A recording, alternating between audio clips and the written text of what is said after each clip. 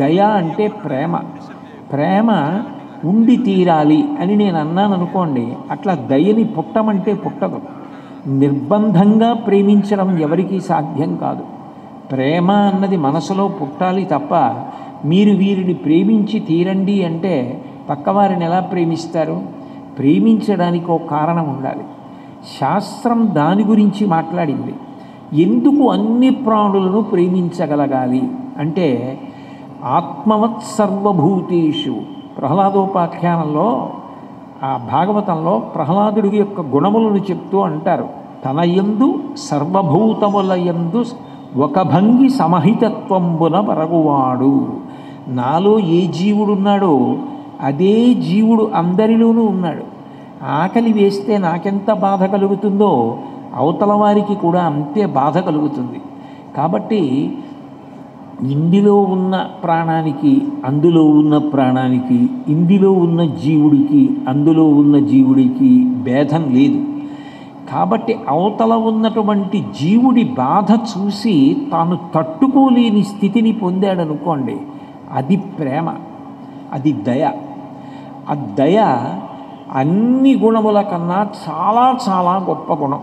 అసలు మనిషికి ఉండి తీరవలసిన గుణం ఏదైనా ఉంటే ఆ దయ. ఆ దయ కలిగిన వ్యక్తి ఎవరుంటాడో ఆయన భగవంతుడికి అత్యంత ప్రీతిపాత్రమవుతాడు.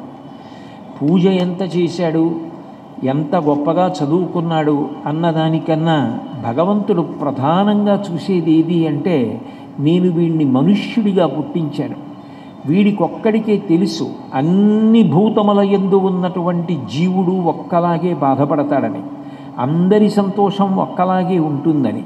కాబట్టి ఇతర ప్రాణిని బాధ పెట్టే ముందు, అయ్యో దాని బాధ నా బాధలా ఉంటుంది అని తెలుసుకోగలిగిన వాడు ఎవరున్నాడో వాడు దయగలిగినవాడు. మహాభారతంలో తిక్కన గారు ధర్మరాజు గారికి అనేక ధర్మాలు చెప్పాడు.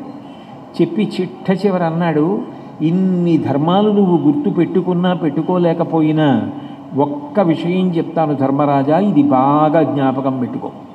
ఇది నువ్వు జ్ఞాపకం పెట్టుకుంటే మిగిలినవన్నీ జ్ఞాపకం పెట్టుకున్నట్టే అన్నాడు. ఏది అని అడిగారు ధర్మరాజు. ఒరులేవేవి అనర్చిన నరవర అప్రియము నీ మనంబునకగు, తానురులకు నది చెయ్యకునికి పరాయణము పరమధర్మ పదములకెల్లన్. నువ్వు ఏదైనా పని చేసేటప్పుడు ఒక్కసారి ఆలోచించు, ఈ పని నేను ఇతరుల పట్ల చేస్తే నాకు సంతోషంగా ఉంది కాబట్టి చేసేస్తున్నాను, కానీ నన్ను వాళ్ళు అలా అంటే, నన్ను వాళ్ళు ఏదైనా మాట అంటే, నన్ను వాళ్ళు ఏదైనా చేస్తే, నన్ను కొడితే, నన్ను తిడితే నాకెంత బాధ కలుగుతుందో, నేను ఇతరులను నిందించినా, ఇతరుల మనసు బాధ పెట్టినా వారి మనసు కూడా అంత బాధపడుతుంది అని, ఏది చేస్తున్నా నిన్ను అవతల వారిలో చూసుకొని, ఇది నీకు బాధ కలుగుతుంది అనుకున్న పని నువ్వు చెయ్యకుండా ఉండడమే ధర్మములలోకెల్లా గొప్ప ధర్మం.